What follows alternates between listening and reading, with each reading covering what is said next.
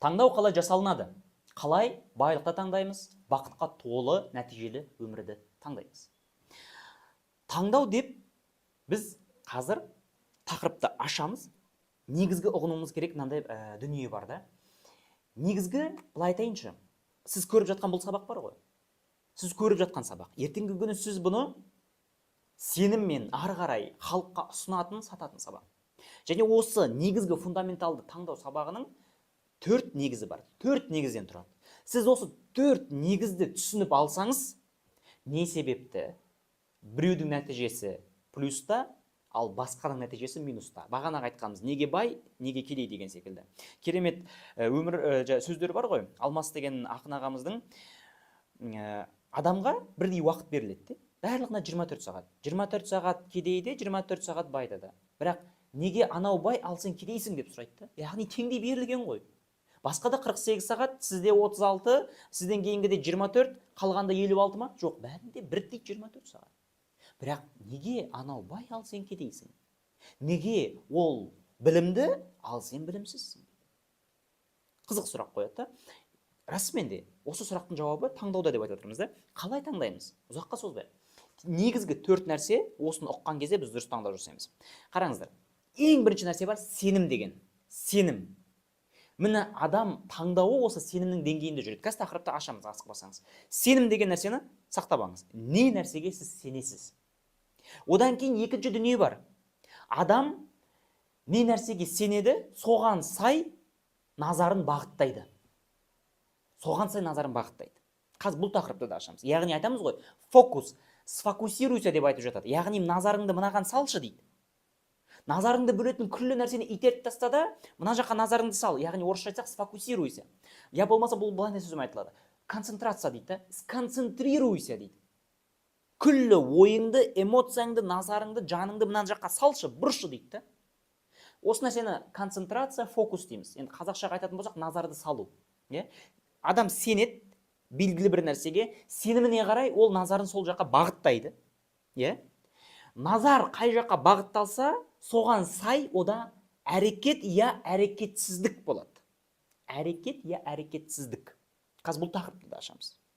Енді не нәрсеге сенді, сол жаққа назар бұрылды, назарына қарай оның әрекеті пайда болады да, осы әрекетіне қарай ода не пайда болады сосын? Нәтиже.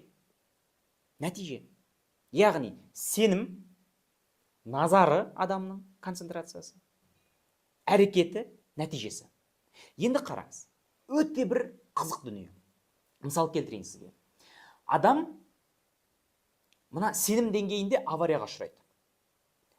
Генри Форд деген кісінің керемет сөзі бар. Если вы верите, что вы можете, дейді, яғни қолымнан келеді дегенге сенсеңіз, дейді, то вы правы, дейді. Дұрыс айтасыз, дейді. Сіздікі дұрыс, дейді. Сіз жетесіз, дейді.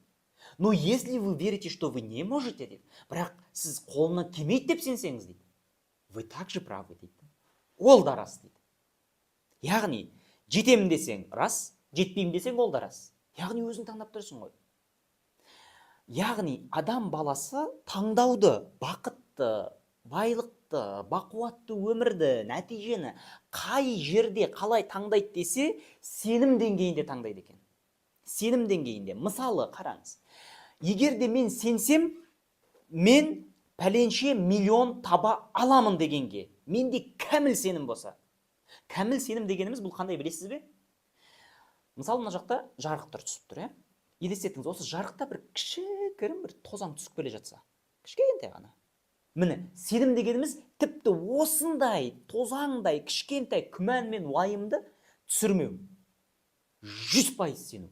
Болады, орындалады деген нәрсеге. Жетем деген нәрсеге, Аллахның қалауымен. Осындай кәміл сенім болса дейді. Енді қараңыз, екінші нәрсе не еді сенімнен кейін? Назары адамның, яғни концентрациясы. Мен осылай 100% сенсем, қараңыз, бір қызық дүние болады. Енді менің назарым білесіз бе қай жаққа кетеді?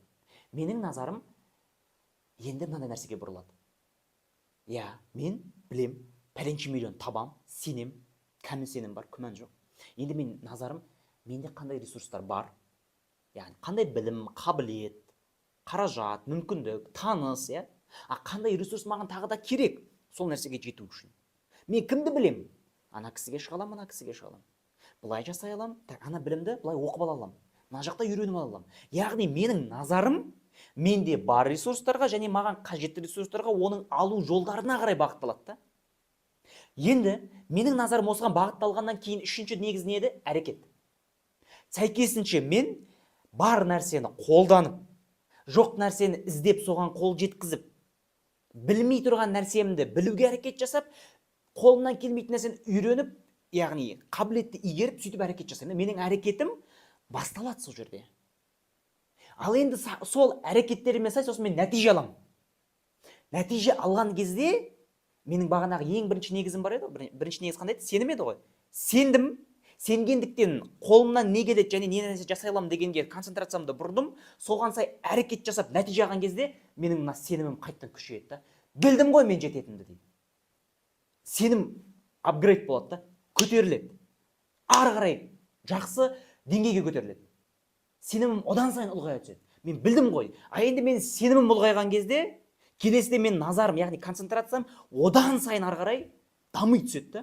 Енді мен мынаған жеткіземін, енді мынаны жасаймын, келесі жолы былай жасаймын деген секілді. Одан кейін әрекетім одан сайын артады, нәтижем одан сайын артады, нәтиже артқан кезде келесіде сенім тағы ұлғаяды. Яғни адам үстіп замкнутый круг появляется. Сенді, назар ұстады, әрекет жасады, нәтиже берді. Нәтиже сенімді ұлғайтты да, бұл қайтадан оның концентрациясын жақсартты, қайтадан әрекет көбейді, нәтиже тағы артты. Кете береді, дәреже көтеріле береді. Богатые из-за этого богатеют дейді. Ал енді қараңыз, керісінше бұл жұмыс жасайды екен. Бұл былай. Адам сенімі әлсіз болса, яғни мен сенім деңгейінде таңдадым ғой, қолымнан келеді, жетемін деген нәрсені. Ал енді мен сенім деңгейінде аварияға ұшырасам, яғни мен таңдауым сенімсіздікке түседі, сенбеуге түседі. Менің таңдауым сенуге емес, сенбеуге түсті. Енді мен сенбесем, мен сенгім келеді, бірақ мен күмәнға берілем, мен уайымға берілем. Білесіз бе, осы сенімсіздікті таңдасам, екінші негіз неді бізде? Сенімнен кейін концентрация ғой. Енді мен назарым білесіз бе қай жаққа ауады? Егер мен сенімсіздікті таңдасам, менің назарым уже не қолымнан келмейді, не үшін қолымнан келмейді, не нәрсе маған жетпейді, қандай кедергілер бар деген нәрсені мен назарым бәрі сол жаққа ауады екен. Байқайсыз ба, кейде адамға жаным ау, мені 1 жаса, мені 2 жаса, мені 3 жаса, сосын осындай нәтиже ал деп, жіктеп, көрсетіп берсең де кейде отырады да, а что если былай болып қалса дейді да. Шашым ағарып кете жазайды да жерде. Яғни сен оған жетістікке жетудің 1045 жолын көрсетіп тұрсаң, ол 1046-шы неге оның қолынан келмейді деген себеп тауып алады да. Оның назары ол сенбегендіктен. Мәселе білесіз бе, сіздің көрсетіп жатқан жолыңызда, оны үйретіп жатқан тренерінің жаңағы стратегиясында емес. Мәселе оның сенімсіздігінде, сенімсіздік болғаннан кейін, сенбеуді таңдағаннан кейін ол адам, оның назары енді неге ауады? Кедергіге ғана ауа береді. Неге оның қолынан келмейді? Неге қолынан келмей қалуы мүмкін? Назар компасын соған ғана бағытталып қалған да. Радары сонысы. Тугисқа мысалға сіз бір жерді белгілесе картаға, болды. Сіз солға кетіп қалсаңыз да, ана жаққа қарай бұрып тұрады, көрсетіп тұрады. Поверните направо деп. Сіз оңға қарай кетіп қалсаңыз, поверните налево. Сізге сол нәрсені көрсете береді да. Сіз өйткені маршрут, сенбеу деген маршрут таңдап алғансыз. Енді сізге сол нәрсе неге сіз жетпейсіз деген себептердің бәрін көрсете береді сізге. Сенде ақ жол қабілет жоқ қой. Жақсы, ол қабілетті оқып алам ғой. А сен қабілетті оқып алғаннан кейін өтетініне сенімсің ба? Ладно, ол бірдеңе өткізетін болсам, ол жаққа таныс керек шығар. Видите, все время енді оның назары қандай? Сенімсіздікке ауады. Назардың бәрі неге қолынан келмейді дегенге. Ал енді біріншісі сенім, екіншісі назардың бір жаққа бағыттау еді ғой. Енді мен назарымды кедерге бағыттағаннан кейін менің әрекетім қандай болады? Вообще сұрақ бар, менің әрекет бола ма деген вообще бұл жерде. Болса да менің әрекетім инвалид болады. Кейде бар, кейде жоқ. Жасап көрем, сәл қиындық келсе, біліп едім осылай болатын. Анау қазір былай отыр, ертең қалай болады деген секілді. Болды, ол да әрекет болмайды, болса да тұрақсыз, сапасыз болады. Ал енді кімнің әрекеті тұрақсыз, сапасыз, ал кейде мүлде жоқ болса, ондай адамның нәтижеге жеткенін көріп пе едіңіз? Ондай адам нәтижесі қандай болады? Ондай адам нәтижесі өте әлсіз болады. Сосын ол сондай нәтижеге бар ұрынған кезде не деп айтады? Не деп айтады? Біліп едім осылай болатын дейді. Яғни оның иманы не істеді? Түсті да. Енді ол иманы сенімі түскеннен кейін келесі назары қай жаққа ауады? Келесі назары қайтадан одан көп сәтсіздіктерді ойлайды да. Мә өткендегінде енді мынандай болсашы, мынандай болсашы. Оның әрекеті тағы әлсірей түсіреді. Әрекет мүлдем әлсірегеннен нәтиже одан сайын құлайды. Яғни адам сенуді таңдаса жоғары көтеріледі, сенбеуді таңдаса төмен түседі екен. Яғни таңдау сенім деңгейінде жүреді екен. Біз сенуді сенбеуді таңдаймыз. Ал енді сенуді қалай таңдаймыз? Келесі видеода.